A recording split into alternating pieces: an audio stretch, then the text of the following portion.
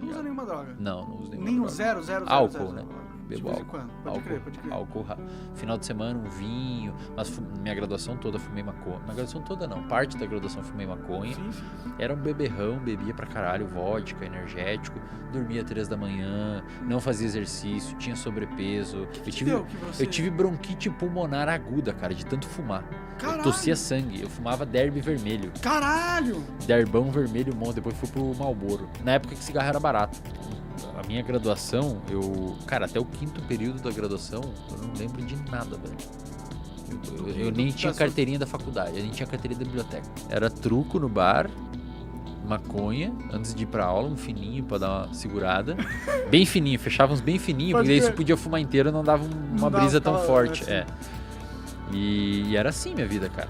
Aí no 5º período, eu desci do busão e tava indo pra casa a pé de noite, eu estudava de noite.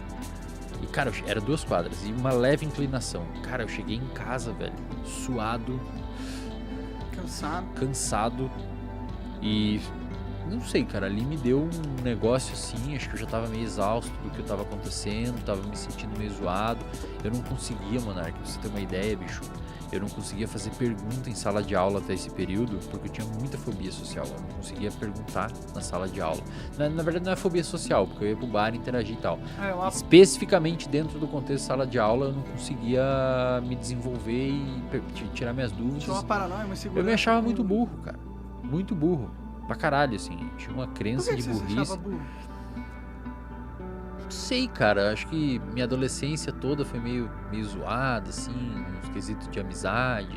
No ensino fundamental sofri um pouco de bullying, estudei em escola pública, então é uma parada... Pode crer. Não, eu entendo isso, eu sofri bullying, eu sei como que Então, assim, não sei, eu sempre fui muito inseguro, assim, não me achava uma pessoa muito foda, assim, muito boa. E aí, o que me salvou foi a bebedeira. Então, cara, na bebedeira eu era descolado. Eu era o cara que virava a latinha de cerveja mais rápido. Eu fumava. Eu chegava no bar e todo mundo me conhecia. Cara, pensa assim, a cabeça de um jovem adulto, com seus 20 anos, entrou na faculdade, mudou de cidade, interior do Rio Grande do Sul, que já tem uma propensão maior a usar álcool. Cara, faculdade de interior, velho, é álcool, cara. Álcool. É, exato. Na sala de aula eu tinha muito medo e não conseguia me desenvolver. Eu era estranho pra caralho. No bar eu era um cara legal e tal. As pessoas reforçavam. Lembra que eu falei que todo comportamento gera uma consequência? No bar reforçava meu comportamento. E aí você bebia mais. Porra, aí eu falei aqui no lugar. Pode crer. Manda nessa bosta. Pode crer. Só que chegou um momento, cara, que eu tava acompanhando pessoas na internet. Eu fui criando uma rede modulatória de comportamento online. Eu segui o Paulo Musi. Eu segui uma galera do esporte, alguns corredores. Eu já ia acompanhando, fazia exercício, mas eu acompanhava os caras. Eu já tinha umas camadinhas no meu cérebro de informação, neuroplasticidade sendo formadas. Aí tinha épocas que eu ia e bebia demais, eu já ficava meio culpado. Puta, o que o Paulo Musi ia falar de mim agora? É uma transição, cara, pra essas mudanças. A galera fala, como que virou sua chave? Teve um estopim, mas foi uma construção. A bomba foi sendo construída até que ela explodiu, mas foi uma construção. E essa construção foi via moduladores externos. Eu comecei a seguir a galera do fisiculturismo, segui o Lantuinho, eu segui o pessoal da Maromba, eu comecei a seguir alguns corredores. Falei, cara, legal isso, cara. Os caras falando de Batata Doce, Léo Stronda, vi as piadas dele. E os caras, achei massa, velho. Os caras começaram a criar um nicho ali de musculação, começava a achar massa, saúde, falavam de não sei o que, performance e tal. E aquilo começou a ser uma sementinha que foi plantando no meu cérebro. Eu já ia pro bar e bebia e ficava meio culpado. Eu já comecei a fumar cigarro e me sentindo meio mal. Queria começar a diminuir. Então o meu comportamento foi guiando aos pouquinhos pro outro lado. E cara, aí chegou um dia eu falei, porra, tá foda isso, não dá mais. E aí comecei a correr. Eu tenho até uma aula no RD onde eu ensino, ou tento ensinar, como você substituir um vício por um vício bom. Então o vício do cigarro eu transformei em corrida. No hábito. Eu comecei a correr e fumava ao mesmo tempo. Tipo, eu comecei a correr. Ah, tá, mas não corria fumando. Não. Eu saía a correr. Voltava cara, a fumar. eu corria meio quilômetro e quase morria. Morria, não tinha... Aí chegava em casa, tomava um banho e fumava um cigarro. Cara, aquilo ali já não era meu cigarro, já era mais nocivo pra mim. Eu fumava contrariado, porque eu não conseguia parar. Aí com o tempo eu comecei a aumentar a minha corrida. E eu comecei a curtir o processo de correr. Começou a ficar legal, suar, me sentir bem, a endorfina da corrida e tal. Comecei a perder um pouco de peso, a calça afrouxou. Eu comecei a sentir outros prazeres, que não só na bebida e no cigarro. E chegou um momento que o cigarro estava atrapalhando minha evolução na corrida. Comecei a correr 5 km, eu fumava só quinta, sexta e sábado e domingo. E o cigarro, eu percebi que eu não evoluía na corrida por conta do cigarro. Aí eu comecei a ver o cigarro como nocivo. De verdade, estava me atrapalhando. Eu tava vendo que ele tava me atrapalhando. Você queria correr mais, você queria ter... E o cigarro travava. Então eu comecei a conseguir finalmente liberar o cigarro e cada vez eu corria pra substituir aquilo. Pode crer. E aí assim eu fui mudando, comecei a estudar. Eu comecei a perceber que conhecimento é poder. Quando você tem conhecimento, por exemplo, eu tô aqui hoje porque a gente não se conhecia. Sim. Você não me trouxe aqui porque você me conhecia e quer me divulgar. Trouxe por causa do seu conhecimento. Exato. Você quer ouvir eu falar, quer que eu fale pro seu público, quer que eu te ajude. Você que vai dar um bom papo e é o meu trabalho, ter bom papo. Exato. Então todo mundo ganha e você ganha, eu ganho, todo mundo sai ganhando. É uma troca justa, uma troca honesta, mas o meu conhecimento me trouxe aqui. Verdade. E na época eu percebi, não que eu ia chegar em lugares assim, mas eu percebi que, cara, assim, todas as pessoas que eu escuto e que eu admiro sabem algo.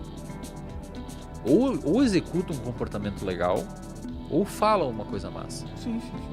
E aí eu comecei a perceber que conhecimento te abre portas.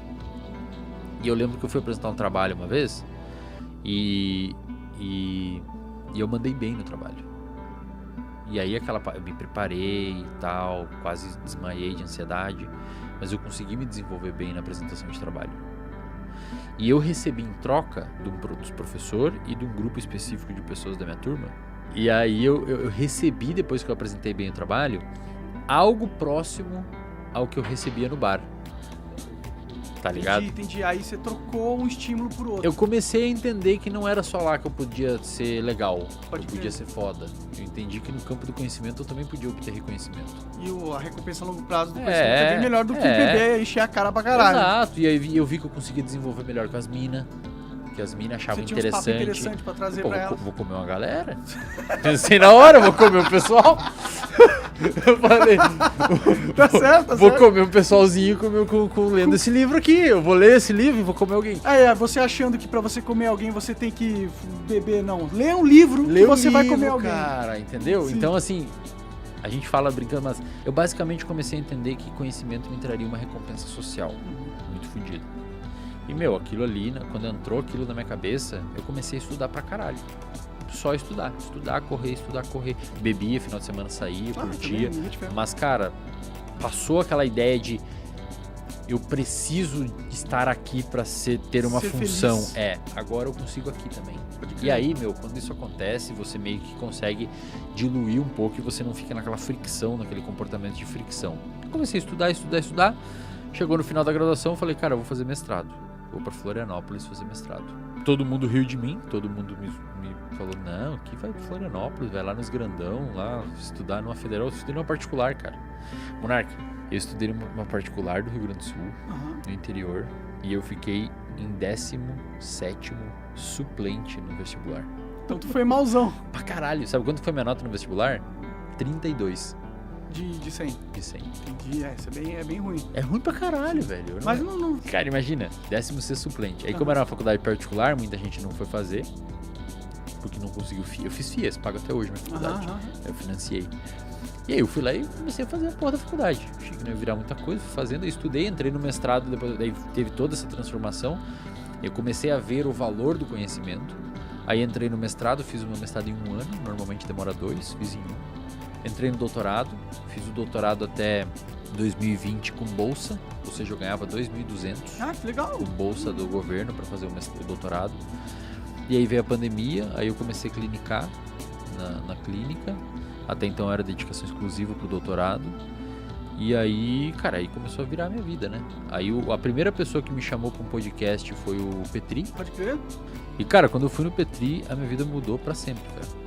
Porque viralizou, a galera começou a ouvir a galera começou a curtir, aí minha clínica, eu comecei a ter muito fluxo de paciente, aí me chamaram para outros podcasts, e aí eu fui falando sempre esses assuntos que eu falo aqui, e hoje eu tô aí com essa escola de 40 e poucos mil alunos. Isso foi uma sacada de business bem forte, assim, né? Imagino que, 40 mil alunos numa... É muita coisa, mano. É muita coisa. Fatura 1 milhão por mês. É muita coisa, velho. Pelo amor de Deus. 1 milhão por mês hoje a empresa. Aí, como conhecimento é bom, né? 2 anos atrás eu ganhava 2.200 numa bolsa de doutorado, cara. Cara, e foi rápido, né? Foi velho. Eu abri em janeiro, cara. Tem 42 mil. Caralho, a gente cara. A gente vai chegar em 100 mil nessa porra. 150 mil. Eu gosto de falar isso, cara. Não é... A galera sempre... E assim, tudo isso aconteceu, Monark. E eu tenho as minhas ressalvas sobre quão foda eu sou. Ainda assim, eu tenho as mesmas ideias que eu tinha lá na graduação. Todo mundo tem medo, cara, sim, de não ser legal e tal. Sim. Mas eu gosto de falar isso não por uma questão de se achar. Não, eu quero que a molecada que esteja assistindo, essa é a minha função indo em podcast, tá? Eu quero que a molecada que esteja assistindo veja o conhecimento como uma coisa que dá poder. Não necessariamente por mal, pode dar por mal também. Mas eu preciso que o povo entenda que, estudar... Porque quando a gente é adolescente, jovem adulto ou adolescente, a gente normalmente associa... eu tenho que estudar, sabe? Tem que estudar, velho. Sim, eu sou esse cara. Tem que estudar pra prova. Beleza, é um saco, velho, estudar pra prova. Sim. Prova e faculdade é uma bosta, tem matéria que você não vai gostar. Mas não deixa a faculdade atrapalhar seus estudos. Não deixa a parte acadêmica, porque eu não consigo fazer direito acadêmica, significa que eu não sou um cara que obtém conhecimento. Você obtém conhecimento. Sim. E tenta entender que essa obtenção de conhecimento, ela é extremamente importante para tudo que você for fazer na sua vida dali para frente. Você, por exemplo, se você voltar um pouquinho na sua memória e olhar as pautas que você teve aqui no podcast, muito provavelmente boas perguntas que você fez ou bons talks que você fez foi porque você leu alguma coisa antes e trouxe para conversa. Claro. Então, eu preciso que as pessoas... E eu vejo como essa uma grande missão minha, assim, um propósito meu de vir aos lugares e falar de comportamento, pra galera, primeiro, entender que se você tiver uma vida um pouquinho mais regrada, não precisa ser um paranoico, mas um pouquinho mais regrado em questão de alimentação, sono, fazer um exercício aqui e ali, ler meia dúzia de livro, muito provavelmente você vai ter uma vida muito boa. E segundo, cara, se você obter conhecimento, isso pode abrir portas que sem o conhecimento você nunca teria acesso.